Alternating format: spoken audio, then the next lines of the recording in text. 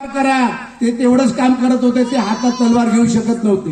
आणि यायला सांगितलं तू आपली बैलबंडी घे, जोडे शिव, बँडबाजा वाजव, आपले कास्तकारी कर, घर बांध, रस्ते बांध, विहिरी खो, फडे बँडबाजा वाजव, बकरे काप, काही कर, हे यांना सांगितलं.